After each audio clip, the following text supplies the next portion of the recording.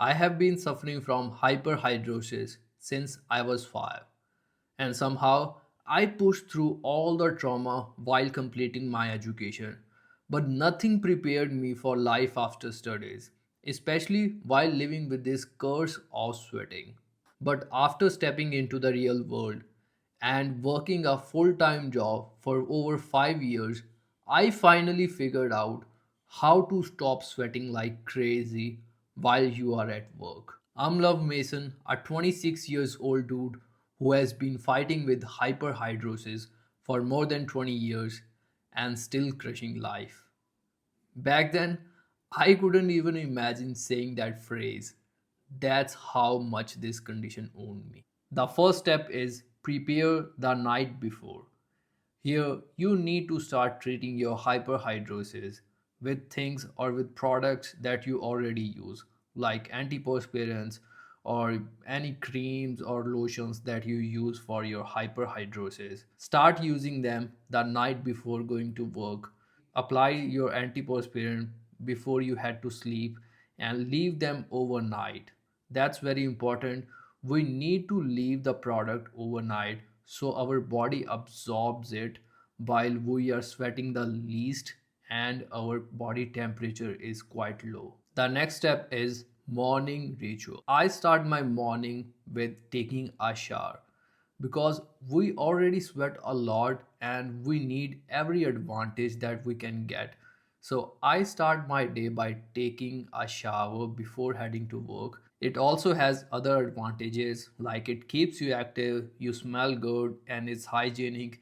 And most importantly, it keeps our body temperature down. So we have another layer of a sweat protection. Next, the art of underdressing. Now, this has to be one of my favorite because I have been using this since years and years, and it's very simple. You wear less layers than you need in order to feel little cooler.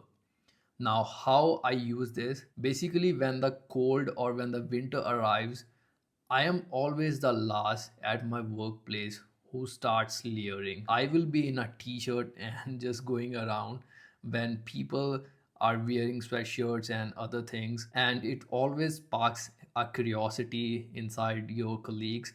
Like, for example, my female colleagues would usually ask me, "Oh, don't you feel cold?" And I would respond that no, I'm just too hot with the confident look, and they start blushing or they start smiling like this. Next, smash the coffee craving. Now, this has to be one of the hardest tasks to do, even for myself. And whenever you get these cravings, just know that it's only gonna last for around 5 to 10 minutes. And for those 5 to 10 minutes, if you can try to distract yourself, the craving is gonna go away. Try to understand the deeper reason why you are craving for coffee. Like in my case, whenever I enter my workplace, I start to get the cravings of getting a coffee. And I start asking myself, what's the reason? Why do I want coffee? I already feel fresh. I am in a good mood. So why do I need the stimulants? And whenever I start asking these deeper questions to myself, I start to uncover the actual reason behind my craving. And mostly for me, it's socializing. I want to go there just to socialize with other people who are having coffees. That's one of my reasons. It can be sometimes that I haven't slept well, things like that. But start asking yourself why you are craving for this. So try to cut it or at least limit it for the maximum dryness. Next, the hyperhidrosis emergency kit. You need to create a kit that includes your products that are very handy. For me, in my case, it's wipes, rubbing alcohol, and paper towels. If you sweat in other areas, like on your face, on your back, you might have another product, but you need to gather few products and take those to your workplace and keep them nearby you, maybe in your desk drawers or anywhere where it's easily reachable. I always keep my emergency kit near me at my workplace because I know if the sweat breakthroughs, I have my defense. I am already prepared. So, being prepared gives you a mental relief that you won't get if you are not prepared. This one is really, really important. Confidence. People like us who deal with hyperhidrosis, we already have our confidence very low because hyperhidrosis attacks on our confidence. Whenever you are in a conversation and suddenly your face starts sweating or your hands start sweating, you know that confidence drop you feel that inside yourself, don't you? So, confidence is really, really important for us. Now, in order to keep our confidence up, the thing I use is I leave my home looking sharp, looking good, and smelling good. I want every other advantage on my side because I know if suddenly the sweat breakthrough happens, I am at least 60 to 70% covered with my confidence. So, next time when you leave your home for work, leave your home looking sharp, looking your best, and smelling good. It's very important. It's gonna boost your confidence. You can't even imagine. Hydration. You already know how important is water for us, especially for people who sweat a lot. Water is really, really important for us because we are losing fluids like a lot comparing to normal people who don't have hyperhidrosis. I aim to get at least 2 to 3 liters every day, and the thing is, when you drink enough water, your body keeps your core body temperature cool. Next, the handshake tactic.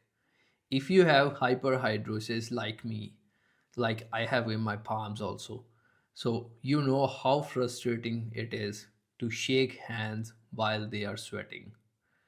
It's terrible. So, if you ever get caught while you are sweating and someone comes for a handshake, you have two options.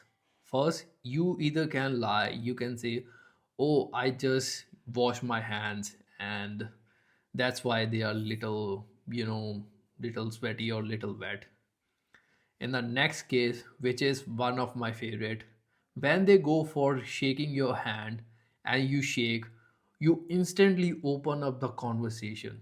You either compliment them genuinely on something that is really interesting, or you either open up a conversation and ask them a question regarding themselves, and it must be interesting and genuine.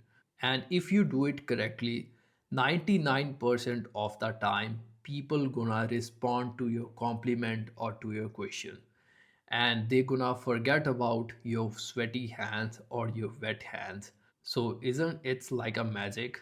Now, in order to pull this off, you need to time this correctly. And how you time this correctly, you actually practice. You start using this tactic, and after two or three interactions, you're gonna know how to pull this off correctly. It's very easy, and I have been using this since decades. And trust me, I don't even have one interaction where this didn't work. So, like in my case, it's 100% success rate. Next, focus on the root cause. If you have hyperhidrosis and if you are not treating it, you are basically doing the complementary things but actually not treating the root cause. So you need to start treating your root cause. Start doing intophoresis, start taking the pills, the glycopyrrolate, start using other treatments like antihydral. Whatever works, just start trying it. Start treating your hyperhidrosis very, very seriously. If you start treating it, the rest is gonna get very, very easy. So focus on this part first before you start doing other aspects which are not that important. If you want to know how to treat hyperhidrosis, what are the best ways to treat hyperhidrosis, you can just subscribe to this channel. I'm gonna do my best to treat your hyperhidrosis. My last piece of advice, and this is one of the most powerful one. Start believing your sweat is not an issue. The biggest trigger for me, and I bet for you as well, is the fear of sweating. The anxiety I might sweat makes me sweat, and this is a brutal cycle. When you accept it, you walk in believing that even if you sweat little, you have got this. You break the cycle because you are not defined by a few drops of sweat. You are defined by your work, your attitude, and your resilience. Trust me, if you have made it so far, you have got this. When I was 5, this was a curse. When I was 20, it was a prison. But now, it's just another challenge, another hurdle that I have learned how to clear. It took me over 20 years to figure out these survival hacks, and I'm still learning every damn day. Hyperhidrosis tried to own me. It tried to stop me from getting that job, from taking that interview, from shaking that hand, and from being present in my own life. If I can crush it after 2 decades of struggle, you can too. Take these trips and start treating your own hyperhidrosis. Don't let this be your story. Be it your starting line. I was told that I would have to live with this forever. I refuse to accept that. I'm fighting, and I know you are too. If you feel the same, let's crush this together. Hit that subscribe button. That's it. See you in the next one.